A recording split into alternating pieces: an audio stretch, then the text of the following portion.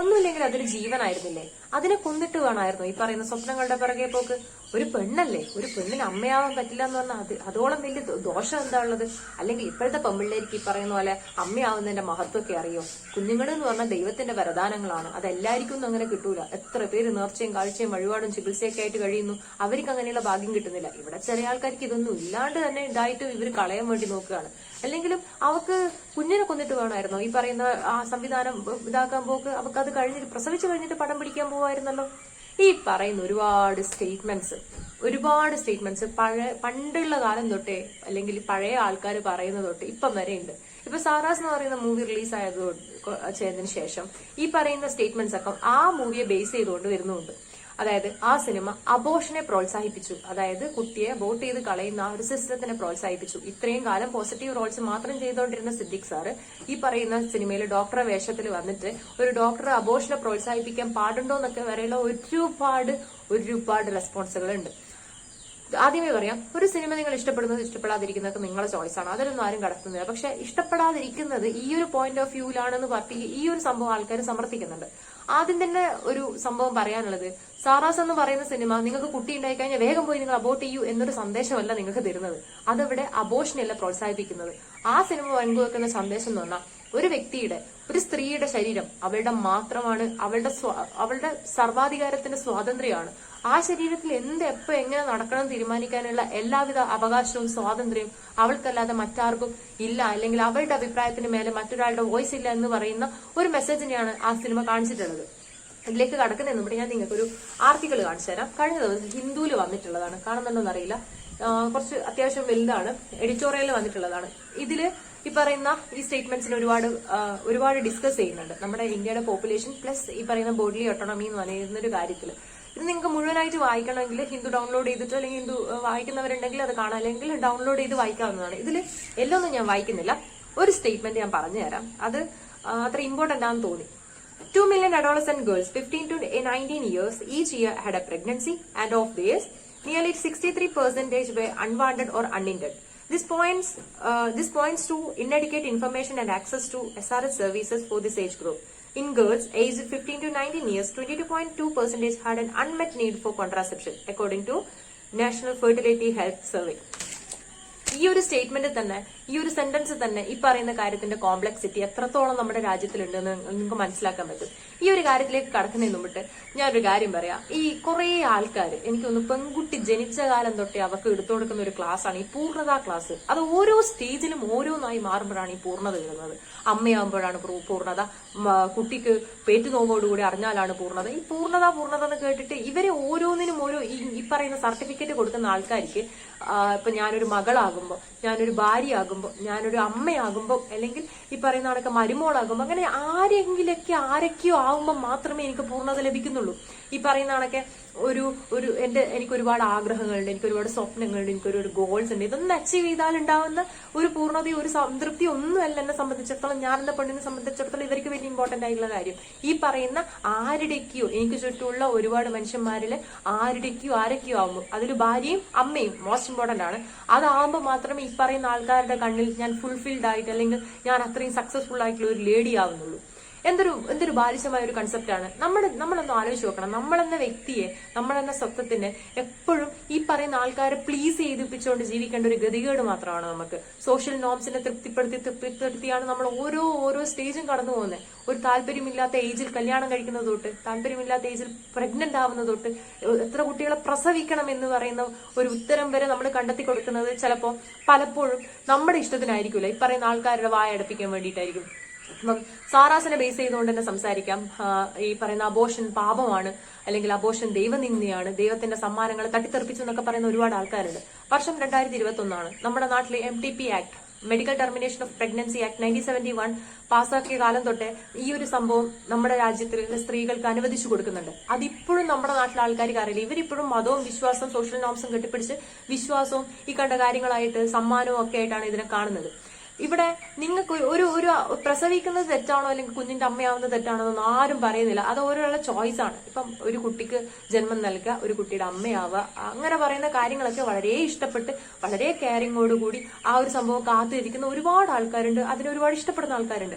അവരുടെ ആ ചോയ്സിനെ ആരും പോയി ചോദ്യം ചെയ്യുന്നില്ല. നിങ്ങളൊരു അമ്മയാവാൻ, എനിക്കൊരു അമ്മയാവാൻ അതിയായ ആഗ്രഹമുണ്ട് എന്നൊരാൾ പറയുമ്പോൾ അവരെ ആ ചോയ്സിനെ ആരും ചോദ്യം ചെയ്യാൻ പോകുന്നില്ല. നേരെ മറിച്ച് എനിക്കൊരു അമ്മയാവണ്ട എന്നൊരു സ്ത്രീ പറയുന്ന സമയത്ത് ഒരു ആക്സിഡന്റൽ പ്രഗ്നൻസി, ഈ പറയുന്ന കോൺട്രാസെപ്റ്റീവ് മെത്തേഡ്സിനൊക്കെ 100% ഷ്യൂരിറ്റി ഒന്നും നമുക്ക് തരാൻ പറ്റുന്നില്ല.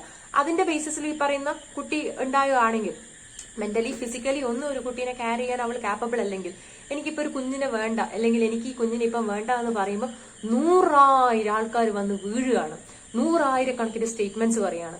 എത്ര ആൾക്കാർ നേർച്ചയും കാഴ്ചയും വെച്ചിട്ട് അവർക്ക് കിട്ടുന്നില്ല, നിനക്കൊക്കെ കിട്ടിയ ഇങ്ങനെയൊക്കെ കിട്ടിയതിന്റെ കുഴപ്പമാണ്. ഒരു കൂട്ടം ആൾക്കാർ ആഗ്രഹിക്കുന്നു എന്നും കരുതി വേണ്ടാത്ത ഒരാളെ കൊണ്ട് ചെയ്യിപ്പിക്കുന്നത് എത്രമാത്രം ക്രൂരതയാന്ന് നിങ്ങൾ ആലോചിക്കണം. മാത്രമല്ല ഈ പറയുന്ന ഇൻട്രായൂട്രൈൻ ഡിവൈസസ് ആയ കോപ്പർട്ടി, പിന്നെ അതുപോലെ തന്നെ ഈ കോണ്ടംസ് എല്ലാം യൂസ് ചെയ്താൽ തന്നെ 100% അഷ്യൂരിറ്റി ഒന്നും തരുന്നില്ല. ഇതിന്റെ ബേസിസിൽ ഉണ്ടാവുന്ന കുഞ്ഞുങ്ങൾക്ക് ശാരീരിക വൈകല്യങ്ങൾ വരെ ഉണ്ടാവാം, ഇത് യൂസ് ചെയ്തിട്ടുണ്ടാവുന്ന കുട്ടികൾക്ക്. അതും ആ ഒരു സംഭവത്തിൽ ഉണ്ടാകുന്ന ആക്സിഡന്റൽ പ്രഗ്നൻസി. പിന്നെ മാനസികപരമായിട്ടും ശാരീരികപരമായിട്ടും ഒരു തരത്തിൽ ഇപ്പൊ ഒരു കുട്ടിയെ വേണ്ട എന്ന് തീരുമാനിച്ചിരിക്കുന്ന ഒരു സ്ത്രീക്ക് ഗർഭം ധരിക്കേണ്ടി വന്നു കഴിഞ്ഞാൽ അവളെ ഫോഴ്സ് ചെയ്യിപ്പിച്ച് നീ ഇപ്പൊ പ്രസവിച്ചേ പറ്റൂ എന്ന് പറഞ്ഞിട്ട് അവളെ കൊണ്ട് ഈ ഒരു ചോയ്സ് തെരഞ്ഞെടുപ്പിക്കാൻ സമ്മതിക്കാതെ പ്രസവിപ്പിക്കുന്ന സമയത്ത് ആ കുട്ടിക്ക് ഉണ്ടാവുന്ന ഒരു മാനസികപരമായ ശാരീരികപരമായ ബുദ്ധിമുട്ട് നിങ്ങൾ ആലോചിക്കണം. ആ കുട്ടി പ്രസവിക്കുന്ന ആ ഒരു കുഞ്ഞിനുണ്ടാവുന്ന പ്രശ്നങ്ങളും ആലോചിക്കണം. ആ കുട്ടിയുടെ മാനസിക വളർച്ചയെ വരെ അത് ബാധിക്കും. ഈ ജീവനല്ലേ എന്ന് പറയുന്ന ആൾക്കാർ എന്തുകൊണ്ട് ആ കുട്ടിയുടെ ജീവിതത്തെ പറ്റി ചിന്തിക്കുന്നില്ല? ഈ പറയുന്നത് കണക്കെ ഒരു താല്പര്യമില്ലാത്ത സമയത്ത് ഒരു കുട്ടിക്ക് ജന്മം നൽകേണ്ടി വന്നു കഴിഞ്ഞാൽ ആ പറയുന്ന ഒരു മദർ അല്ലെങ്കിൽ ഈ ഒരു കെയറിംഗ് ഒക്കെ 100% കൊടുക്കാൻ പറ്റുമോ, അല്ലെങ്കിൽ ഈ പറയുന്ന പീരീഡിൽ ഉണ്ടാവുമോ എന്നൊക്കെ പറയുന്നത് സംശയമാണ്. അത്രമാത്രം ഈ പറയുന്ന സ്ട്രഗിളിലൂടെ ആയിരിക്കും പോയിക്കൊണ്ടിരിക്കുക. പിന്നെ ഈ പറയുന്ന ആൾക്കാര് എന്താ പറയാ, അച്ഛന് പങ്കില്ലേ അല്ലെങ്കിൽ പുരുഷന് പങ്കില്ലേ എന്നൊക്കെ ചോദിക്കുന്ന കാര്യം, അച്ഛന് പുരുഷന് പങ്കില്ല അല്ലെങ്കിൽ അച്ഛന് പങ്കില്ല, അച്ഛന് വിഷമമില്ല എന്നൊന്നും ആരും ഇവിടെ പറയുന്നില്ല. പക്ഷെ നമ്മുടെ നാട്ടിൽ ഒരു 22, 23, 25 ആ ഒരു ഏജിൽ ഒരു കുട്ടീനെ എക്സാമ്പിൾ ആയിട്ട് എടുക്കുക, പെൺകുട്ടിയെ. അവർക്ക് ആ ടൈമിൽ കല്യാണം നടന്നു വിചാരിക്കാം. അങ്ങനെയാണെങ്കിൽ കല്യാണത്തിന് മുമ്പേ ഒരു മിനിമം ഒരു 10 വർഷമെങ്കിലും ഈ പറയുന്ന മെൻസസ് എന്ന് പറയുന്ന ഒരു സംഭവം, മെൻസ്ട്രേഷൻ എന്ന് പറയുന്ന ഒരു സംഭവം അവരുടെ ലൈഫിലൂടെ കടന്നു പോയിട്ടുണ്ടാവും. അങ്ങനെയാണെങ്കിൽ 10 വർഷം എടുക്കുകയാണെങ്കിൽ 120 സൈക്കിൾ, ആ 20 അങ്ങ് കളഞ്ഞേക്കും. പറയുന്ന പോലെ ഹോർമോൺ ചേഞ്ച് കൊണ്ടും ഫുഡ് ഹാബിറ്റ്സ് കൊണ്ടും ഒരു 20 മാസം വേണമെങ്കിൽ വരാണ്ടിരിക്കുകയാണെങ്കിൽ അത് നെഗ്ലക്ട് ചെയ്യുകയാണെങ്കിൽ മിനിമം ഒരു 100 മെൻസ്ട്രൽ സൈക്കിൾ എങ്കിലും ആ കുട്ടിയുടെ ജീവിതത്തിൽ കടന്നു പോയിട്ടുണ്ടാവും. ഈ 100 മെൻസ്ട്രൽ സൈക്കിൾ തൊട്ട് ഇനി കല്യാണം കഴിഞ്ഞ് പ്രഗ്നന്റ് ആവുമ്പോൾ പ്രഗ്നന്റ് ആയി ക്യാരിങ് ആയി 10 മാസത്തോളം കുട്ടിയെ ഇങ്ങനെ വളർത്തി ചുമന്ന് നടന്ന് അത് കഴിഞ്ഞ് ഡെലിവറി കഴിഞ്ഞ്, അത് നോർമൽ ഡെലിവറി ആണെങ്കിൽ അങ്ങനെ, അതല്ല ഈ പറയുന്ന പോലെ ഇതുപോലെ സിസേറിയൻ ആണെങ്കിൽ അങ്ങനെ, അതും കഴിഞ്ഞ് കുട്ടിക്ക് ജന്മം നൽകി ഈ പറയുന്ന ഒരു മിനിമം ഒരു 3-4 വയസ്സ് വരെയെങ്കിലും ബ്രസ്റ്റ് ഫീഡ് ചെയ്യുമല്ലോ. കുട്ടിക്ക് മുലപ്പാലിലൂടെയാണല്ലോ കുട്ടിക്ക് കിട്ടുന്ന ഏറ്റവും വലിയ ഫുഡ്. അങ്ങനെ ഇത്രയും കാലത്തോളം ഈ പറയുന്ന ഇത്രയും വലിയ ഈ വർഷങ്ങളോളം ഈ പറയുന്ന പ്രോസസ്സുകളൊക്കെ നടക്കുന്ന സ്ത്രീയുടെ ശരീരത്തിലാണ്. അപ്പൊ പിന്നെ ഇതൊക്കെ സ്ട്രഗിളിങ് ആയിട്ട് തോന്നുന്ന അവളെ ശരീരത്തിന് അവക്ക് തീരുമാനിച്ചൂടെ?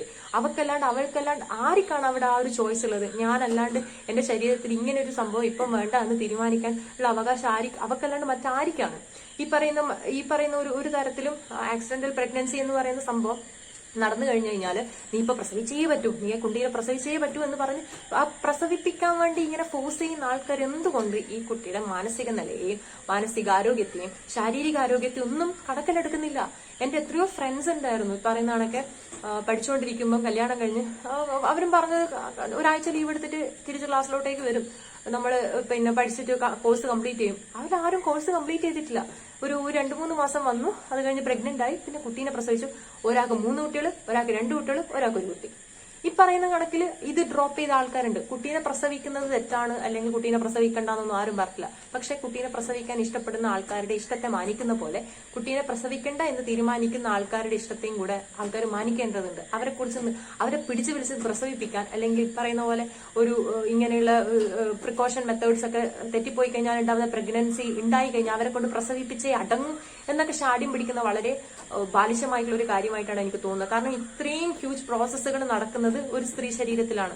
ഈ ഡെലിവറി പെയിൻ ഒക്കെ സഹിക്കാന്നൊക്കെ പറയുന്നത് എനിക്ക് തോന്നുന്നില്ല ഒരു പീരീഡ്സിന്റെ ഒക്കെ ഒരു മെൻസ്ട്രൽ പെയിന്റെ ഒക്കെ അവസ്ഥ അറിയുന്ന ഒരാൾ ഇങ്ങനെയൊക്കെ പറയുന്നുള്ളത്. ഒരു കൂട്ടം ആൾക്കാർക്ക് അതിപ്പോഴും അശുദ്ധിയാണ്, ഒരു കൂട്ടം ആൾക്കാർക്ക് ഇപ്പോഴും സാഹിത്യവാസന പുറത്തെടുക്കാനുള്ള കാര്യങ്ങളാണ്. അല്ലാണ്ട് ഈ മെൻസ്ട്രേഷൻ എന്താണെന്നോ അതൊന്നും മനസ്സിലാക്കിയിട്ടൊന്നുമല്ല സംതാക്കുന്നത്. എത്രത്തോളം ബുദ്ധിമുട്ടുകൾ ഈ പറയുന്ന ഓരോ സ്റ്റേജിലും ഒരു സ്ത്രീ അനുഭവിക്കുന്നുണ്ടാവും. ഇതൊക്കെ മനസ്സിലാക്കിയിട്ടാണോ നിങ്ങൾ ഇങ്ങനെ പറയുന്ന ഈ പാപവും ദൈവവും ഒക്കെ പറഞ്ഞുകൊണ്ടിരിക്കുന്നത്? അപ്പം അങ്ങനെ ഒരു സംഭവം മനസ്സിലാക്കാൻ ശ്രമിക്കുക. ഈ ഹിന്ദു ആർട്ടിക്കിൾ തന്നെ പറയുന്നത് ഏത് വയസ്സ് കല്യാണം കഴിക്കണം, എങ്ങനെ കല്യാണം കഴിക്കണം, അല്ലെങ്കിൽ പ്രസവിക്കണം, കോൺട്രസെപ്റ്റീവ് മെത്തേഡ്സിനെ പറ്റിയിട്ട്, അല്ലെങ്കിൽ ഇങ്ങനെയുള്ള നമ്മുടെ ശരീരത്തിൽ നടക്കുന്ന എന്തൊരു കാര്യത്തിനും, അല്ലെങ്കിൽ നമ്മുടെ മാത്രം ചോയ്സിനെ ഡിപ്പെൻഡ് ചെയ്തുകൊണ്ടിരിക്കുന്ന എന്തൊരു കാര്യത്തിനും, ഫിനാൻഷ്യൽ സ്റ്റെബിലിറ്റി, ഈ പറയുന്ന എല്ലാത്തിനും അവളുടെ തീരുമാനമാണ് മെയിൻ, അല്ലെങ്കിൽ അവളുടെ തീരുമാനമാണ് ഏറ്റവും ലാസ്റ്റ് ആയിട്ട് വേണ്ടത്. അതിന് മേലെ ഒരു സർവാധികാരിയൊന്നും ഇല്ല. അവൾക്ക് തീരുമാനിക്കാൻ പറ്റേണ്ട കാര്യത്തിൽ അവളെ അല്ലാണ്ട് മറ്റേ ആരാക്കൊണ്ടാണ് നിങ്ങൾ പറയുന്ന സംഭവം ഉണ്ടാക്കി കൊടുക്കുന്നത്. എന്റെ ഒരു കസിൻ സിസ്റ്റർ ഉണ്ടായിരുന്നു, പുള്ളിക്കാരത്തേക്ക് ട്വിൻസ് ആയിരുന്നു കേട്ടോ, 2 കുട്ടികളുണ്ടായിരുന്നു.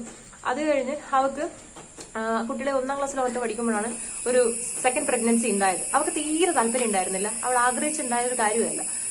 3ാമതൊരു കുട്ടീനെ വേണം എന്നവർക്ക് ആഗ്രഹം ഉണ്ടായിരുന്നില്ല. പക്ഷെ ഈ പറയുന്ന ഫാദർ, അതുപോലെ തന്നെ ഹസ്ബൻഡിന്റെ വീട്ടുകാര്, അവളുടെ വീട്ടുകാർ മൊത്തത്തിൽ അവളെ പ്രഷറൈസ് ചെയ്തു. പറ്റില്ല, നീ പ്രസവിക്കണം.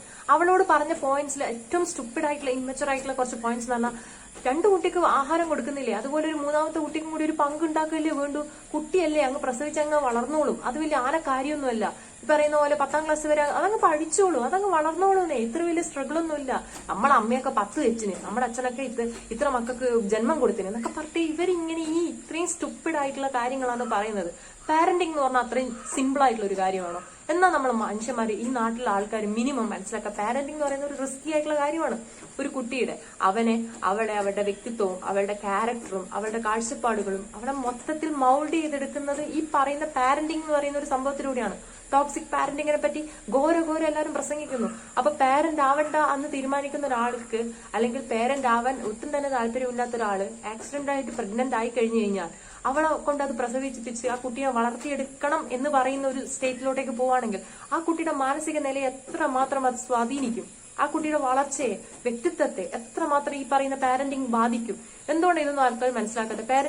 പാരന്റിങ്ങിനെ എത്രയും സിമ്പിൾ ആയിട്ടാണ് ആൾക്കാർ കണ്ടിരിക്കുന്നത്. ഇങ്ങനെയുള്ള ആൾക്കാരാണ് നമ്മുടെ ചുറ്റിൽ എപ്പോഴും ഉണ്ടാവുകയും ചെയ്യുക. എപ്പോഴും ഈ പറയുന്ന ചുറ്റുമുള്ള ആൾക്കാരെ പ്ലീസ് ചെയ്യിപ്പിച്ച്, കല്യാണം ആയിക്കോട്ടെ, പ്രഗ്നൻസി ആയിക്കോട്ടെ, എപ്പോഴും കല്യാണം കഴിഞ്ഞ് കഴിഞ്ഞാൽ നെക്സ്റ്റ് ക്വസ്റ്റ്യൻ ആണ്, എന്താ വിശേഷമായിട്ടില്ല. ഒരാൾക്കത് ചൂസ് ചെയ്യാൻ, അല്ലെങ്കിൽ ഈ പാർട്ട്നേഴ്സിന്റെ ഇടയിലുള്ള ഈ ഒരു ഒപ്പീനിയനെ പോലും മാനിക്കാത്ത റിലേറ്റീവ് സർക്കിളും സോഷ്യൽ സർക്കിളും ആണ് നമുക്കുള്ളത്. ഒരാളുടെ വ്യക്തിപരമായ കാര്യത്തിൽ എപ്പോഴും ഇടപെട്ട് ചൂഴ്ന്ന് അവരെ തൃപ്തിപ്പെടുത്താൻ വേണ്ടിയിട്ടുള്ള ലൈഫുകളാണ് നമ്മുടെ നാട്ടിൽ ബഹുഭൂരിപക്ഷം ജീവിതങ്ങളിലും വരുന്നത്. ഇതിനൊക്കെ ഒരു മാറ്റം വേണം. അത് ആദ്യം തന്നെ മനസ്സിലാക്കുക. ഈ പറയുന്ന പോലെ ഇപ്പൊ പ്രസവിച്ചാൽ മാത്രമേ പൂർണ്ണത വരൂ എന്ന് പറയുന്ന ആൾക്കാർക്ക് അത് വെറും പ്രസവമായിരിക്കരുത്. ഈ പറയുന്ന നോർമൽ ഡെലിവറി, സുഖപ്രസവത്തിലൂടെ തന്നെ പ്രസവിക്കണം. എന്നാൽ മാത്രമേ ആത്മബന്ധം ഉണ്ടാവും. അത് സിസേറിയൻ ആണെങ്കിൽ അത്ര ആത്മബന്ധം ഉണ്ടാവില്ല. അത് ഒരു 90% പൂർണ്ണത, 100% പൂർണ്ണത സർട്ടിഫിക്കറ്റ് വേണ്ടിയാണെങ്കിൽ സുഖപ്രസവം. ഇതൊക്കെ ഏത് കാലത്തെ ചിന്തകളാണ്? നിങ്ങൾ എപ്പോഴാണ് ഇതൊക്കെ മാറി വരിക എന്നാണ് ഞാൻ ആലോചിക്കുന്നത്. നിങ്ങൾ മാറുന്നില്ലെങ്കിൽ അത് നിങ്ങൾ ഇപ്പം പഴയ ആൾക്കാരാണ്, അവരെ മാറ്റാൻ പറ്റില്ല എന്നൊക്കെ പറയുമ്പോൾ ഈ പറയുന്ന ചിന്തകളോടുകൂടെ വരുന്ന ആൾക്കാരെ മാറ്റാതിരിക്കാൻ വേണ്ടിയിട്ട് നിങ്ങൾ ശ്രമിക്കരുത്. അവരുടെ ചിന്തകളിൽ കടന്നു കയറി നിങ്ങളുടെ ചിന്തകളുടെ ആധിപത്യം ഉണ്ടാക്കാൻ വേണ്ടി ശ്രമിക്കരുത്. അത് ശരിക്കും തെറ്റ് തന്നെയാണ്. പിന്നെ വേറൊരു സംഭവം എല്ലാവരും പറയുന്നത് ജീവനല്ലേ പറയുന്നതൊക്കെ സ്പേമും ജീവനുള്ള ഒരു സംഭവമാണല്ലോ. അങ്ങനെയാണെങ്കിൽ അതിനെയും കൊന്നു തള്ളുന്നുണ്ട് എന്ന് പറഞ്ഞു കഴിഞ്ഞാൽ മാസ്റ്റർബേറ്റ് ചെയ്യാണ്ടിരിക്കാൻ ഇവിടുത്തെ ഈ പറയുന്ന ഗ്രൂപ്പിലുള്ള പുരുഷന്മാർ ശ്രദ്ധിക്കും എന്നുള്ള കാര്യത്തിൽ എനിക്ക് സംശയമുണ്ട്. അപ്പം ഇതില് എനിക്ക് കൺക്ലൂഡ് ചെയ്ത് പറയാനുള്ളത്, ഇതിനെ ഇങ്ങനെ ഭയങ്കരമായിട്ട് വിശ്വാസപരമായിട്ടും പാപമായിട്ടും പാതകമായിട്ടും പിന്നെന്താ പറയുക കോപം കിട്ടും എന്നൊക്കെ പറയുന്ന സമയത്ത് ആലോചിക്കേണ്ടത്, ഒരു താല്പര്യമില്ലാത്ത അവസ്ഥയിൽ അതിനോട് ഒട്ടും തന്നെ പൊരുത്തപ്പെടാൻ ഒരു പേരന്റ് ആവാൻ തീരെ ഒന്നുകൊണ്ടും മാനസികമായിട്ടും ശാരീരികപരമായിട്ടും ഒരിക്കലും ഒരുങ്ങി നിൽക്കാത്ത ഒരു കുട്ടിക്ക് ഈ പറയുന്ന കോൺട്രാസെപ്റ്റീവ് ഫെയിലർ കൊണ്ട് ആക്സിഡന്റൽ പ്രഗ്നൻസി ഉണ്ടാവുകയാണെങ്കിൽ ആ കുട്ടിയെ കൊണ്ട്, ആ പെൺകുട്ടിയെ കൊണ്ട് പ്രസവിപ്പിച്ചിട്ട് നിങ്ങൾ നേടുന്ന ഒരു സന്തോഷം ഉണ്ടല്ലോ, ഒരു കുട്ടിയുടെ കരച്ചിൽ കേൾക്കുന്ന പറയുന്ന സംഭവം, ഈ 10 മാസ കാലയളവിലോടുകൂടെ അവൾ അനുഭവിക്കുന്ന സ്ട്രഗിള്, അതിനുശേഷം അവൾ ആ കുട്ടീനെ പാരന്റിങ്ങിലൂടെ ആ കുട്ടിയെ വളർത്തിയെടുക്കുന്ന രീതി ഒക്കത്തിന് നിങ്ങൾ കണക്ക് പറയേണ്ടി വരും. ഇപ്പം തന്നെ ഈ പറയുന്ന കാര്യത്തിൽ അബോർട്ട് ചെയ്തിട്ടില്ലെങ്കിൽ അമ്മയുടെ ആരോഗ്യത്തിന് പ്രോബ്ലം ആകും എന്ന് പറയുന്ന കേസസിൽ കുറെ കേസ് ഉണ്ടായിരുന്നു. എനിക്കൊന്ന് വിവാദമായിട്ടുള്ള ഒരു കാര്യം ഉണ്ടായിരുന്നു. അബോർട്ട് ചെയ്യാൻ വിടിപ്പിക്കാത്തതിന് ഡെലിവറിക്ക് ശേഷം അമ്മ മരിച്ച കേസ് വരെയുണ്ട്. ഇങ്ങനെയുള്ള കാര്യങ്ങളൊക്കെ ഇത്രക്കാര്യം നമ്മുടെ നാട്ടിൽ നടക്കുമ്പോഴും ആൾക്കാർ ഇപ്പോഴും ഈ പാപത്തിന്റെയും ഈ സമ്മാനത്തിന്റെയും പുറത്താണ്.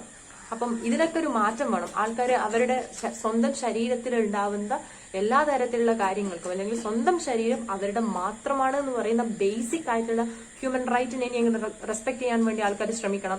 എന്നാൽ മാത്രമേ ഈ പറയുന്ന സംഭവത്തിനൊക്കെ ഒരു ചെറിയ രീതിയിലുള്ള ഒരു ഇലക്കനക്കം പോലെയെങ്കിലും മാറ്റം ഉണ്ടാവും. അത് ഉൾക്കൊള്ളാൻ വേണ്ടി തന്നെ ശ്രമിക്കുക. ഈ വിശ്വാസവും പറയുന്ന ദൈവത്തിന്റെ കോപവും അതൊക്കെ ഒരാളിലേക്ക് അടിച്ചേൽപ്പിക്കുന്ന സമയത്ത് അവർക്ക് എത്രത്തോളം എക്സോസ്റ്റിംഗ് ആയിട്ടുള്ള, അവർ മെന്റലി എത്രത്തോളം എക്സോസ്റ്റഡ് ആവുന്നുള്ളതും കൂടെ ചിന്തിക്കുക. സോ ഒരുപാട് ആൾക്കാരുടെ അനുഭവത്തിന്റെ വെളിച്ചത്ത് തന്നെ പറയാൻ പറ്റും, താല്പര്യമില്ലാത്ത സമയത്ത് കുഞ്ഞിനെ വേണ്ടാന്നൊന്നും ചില ആൾക്കാർ തീരുമാനിക്കുന്നുണ്ടല്ലോ, പക്ഷെ കുറച്ച് കഴിഞ്ഞിട്ട് നിന്ന് തീരുമാനിച്ചിട്ടുള്ള ആൾക്കാർക്ക് പോലും ഈ പറയുന്ന പോലെ അവരുടെ കണക്കൂട്ടുകളിലൊക്കെ തട്ടിയിട്ട് മുന്നേ ഒരു കുട്ടി ഉണ്ടാകുന്ന സമയത്ത് അതിനെ ഫോഴ്സ്ഫുള്ളി അക്സെപ്റ്റ് ചെയ്യേണ്ടി വന്നിട്ടുള്ള ഒരുപാട് ആൾക്കാരുടെ കാര്യം അറിയാം. സോ അതിലൊക്കെ കയറി ഇടപെടുന്ന സമയത്ത് അവരെ എത്രത്തോളം നിങ്ങൾ കൊല്ലാക്കൊല ചെയ്യാന്നുള്ളതും കൂടി ആലോചിക്കണം. കാരണം പ്രഗ്നൻസി എന്ന് പറയുന്ന ഒരു സമയത്ത് അത്രമാത്രം മെന്റൽ സ്ട്രഗിൾ കുറഞ്ഞിരിക്കേണ്ട ഒരു സമയം കൂടിയാണ്. എത്രത്തോളം ഈ പറയുന്ന ഹോർമോണൽ ഇംബാലൻസ്, പോസ്റ്റ്മോർട്ടം എന്നൊക്കെ പറഞ്ഞിട്ട് പ്രഗ്നന്റ് ആയി ഡെലിവറി കഴിഞ്ഞു കഴിഞ്ഞാൽ ഉണ്ടാകുന്ന അവസ്ഥയൊക്കെ ഫേസ് ചെയ്യുന്ന ഒരു സ്ത്രീയാണ്. അപ്പൊ അതിനൊക്കെ ഒന്ന് മാനിക്കാൻ ഇനിയെങ്കിലും ശ്രമിക്കുക, ഒന്ന് റെസ്പെക്ട് ചെയ്യാൻ ശ്രമിക്കുക. നിങ്ങളുടെ കോംപ്ലക്സിനെയും നിങ്ങൾ ഈ പറയുന്ന ഓരോ ആൾക്കാരുടെ ഓരോ സംഭവം, അമ്മയാവുമ്പോ, പെങ്ങളാവുമ്പോ, മരുമോളാവുമ്പോ, മോളാവുമ്പോ, സഹോദരി ആകുമ്പോ എന്നൊക്കെ പറഞ്ഞിട്ടുള്ള കോളം ടിക്ക് ചെയ്താലല്ല പൂർണ്ണത ലഭിക്കുന്നത്. അവളുടെ ചോയ്സിനെ, ബേസിക് ആയിട്ടുള്ള അവളുടെ ആഗ്രഹത്തിനൊക്കെ ഒന്നും റെസ്പെക്ട് ചെയ്തുകൊണ്ട് അത് അവർക്കും അവളുടേതായ സ്വപ്നങ്ങളുണ്ട്, അത് അവൾ നേടിയെടുത്തോട്ടെ എന്ന് ചിന്തിക്കുന്നിടത്താണ് ഈ പറയുന്ന പൂർണ്ണത ഉണ്ടാവുന്നത്. അല്ലാതെ ഈ പറയുന്ന കോളങ്ങൾ ടിക്ക് ചെയ്യുമ്പോഴല്ല. ആ ഒരു ബേസിക് ആയിട്ടുള്ള സംഭവങ്ങൾ ഇനിയെങ്കിലും മനസ്സിലാക്കാൻ വേണ്ടി ശ്രമിക്കുക. അല്ലാതെ അബോഷനെ പ്രോത്സാഹിപ്പിച്ചു ഈ സിനിമ ബാൻ ചെയ്യണമെന്നൊക്കെ പറഞ്ഞുള്ള വീഡിയോസ് ഒക്കെ കാണുകയുണ്ടായി. അബോഷനല്ല ഈ സിനിമ പ്രോത്സാഹിപ്പിച്ചത്, ഒരാളുടെ ചോയ്സിനെയാണ്. അപ്പം മാത്രമല്ല, സാറ എന്ന് പറയുന്ന കഥാപാത്രം ഇവിടെ ഒരു സൂപ്പർ പ്രിവിലേജ്ഡ് ആയിട്ടുള്ള ഒരു എന്താ പറയാ ഫാമിലിയിൽ നിന്ന് അല്ലെങ്കിൽ ഒരു സിസ്റ്റത്തിൽ നിന്ന് വരുന്ന ഒരാളാണ്. അവളെ സംബന്ധിച്ചിടത്തോളം ഈ പറയുന്ന തീരുമാനം എടുക്കാൻ റിലേറ്റീവ്ലി കുറച്ചും കൂടി ഈസിയർ ആണ്. ആരെ വെച്ച് കമ്പയർ ചെയ്യുമ്പോൾ, ശൃന്ദയുടെ കഥാപാത്രത്തെ വെച്ച് കമ്പയർ ചെയ്യുമ്പോൾ, ശൃന്ദയുടെ പോലെയുള്ള ആൾക്കാരാണ് ഈ നാട്ടിലെ ബഹുഭൂരിപക്ഷം സ്ത്രീകൾ.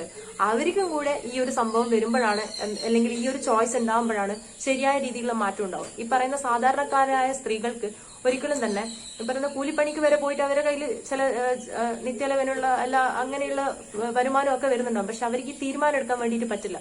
കൂടുതലും മറ്റുള്ള ആൾക്കാരെക്കാട്ടിലും കൂടുതലും പറ്റില്ല. അതിന്റെ കാര്യം ഈ പറയുന്ന ഡോമിനൻസിന്റെ തന്നെയാണ്, പാട്രിയാർക്കിന്റെ ഡോമിനൻസ് തന്നെയാണ്. സ്ത്രീക്ക് അവളെ എന്താ പറയുക കല്യാണം കഴിക്കുന്നത് പ്രസവിക്കാൻ വേണ്ടിയിട്ടാണ്, അല്ലെങ്കിൽ എന്റെ കുഞ്ഞിനെ പറ്റി വളർത്താൻ വേണ്ടിയിട്ടാണ് ചിന്തിക്കുന്ന ആൾക്കാരുള്ളിടത്തോളം കാലം ഇതിനൊന്നും ഒരു മാറ്റം വരില്ല. സോ അവിടെയും കൂടി ഇങ്ങനെയുള്ള ഒരു ഫ്രീഡം, അല്ലെങ്കിൽ അവർക്കും ഈ പറയുന്ന പോലെ 4-5 കുട്ടികളെ പെറ്റിട്ടാൽ മാത്രമേ ഒരു സ്ത്രീക്ക് പൂർണ്ണത ഉണ്ടാവുന്നൊക്കെ ചിന്തിക്കുന്ന ചിന്തയൊക്കെ മാറേണ്ടിയിരിക്കുന്നു. അപ്പം അവർക്കും കൂടെ വരണം, ആ ഗ്രൂപ്പിനും കൂടി ഇത്തരത്തിലുള്ള ചിന്തിക്കാനുള്ള സ്വാതന്ത്ര്യം വരണം. അവർ ആഗ്രഹിക്കുന്ന സമയത്ത് കുട്ടി ഉണ്ടാവുക, അല്ലെങ്കിൽ അവരൊക്കെ കുട്ടി വേണ്ടെങ്കിൽ അങ്ങനെ തീരുമാനിക്കാനുള്ള ഒരു ഫ്രീഡവും കൂടെ കൊടുക്കണം. കാരണം നമ്മുടെ ഗവൺമെന്റ് പോലും അത്തരത്തിലുള്ള സംഭവങ്ങൾ പറഞ്ഞു തുടങ്ങി. വനിതാ ശിശുക്ഷേമ വകുപ്പിന്റെ ഉത്തരവൊക്കെ നിങ്ങൾ കണ്ടിട്ടുണ്ടാവും. അപ്പം അല്ലാതെ ഈ വിശ്വാസത്തിന്റെ പുറത്തു പോയിട്ട് ഒരു ആളുടെ എല്ലാ തരത്തിലുള്ള കൺഫർട്ട് സോണിനെയും ബ്രേക്ക് ചെയ്തിട്ട് നശിപ്പിച്ചുകൊണ്ടിട്ടുണ്ടാവുന്ന ഈ പൂർണ്ണതക്കൊന്നും ഒരു അർത്ഥമില്ല. അതിനെങ്കിലും ഉൾക്കൊള്ളാൻ വേണ്ടി ശ്രമിക്കുക. Thank you.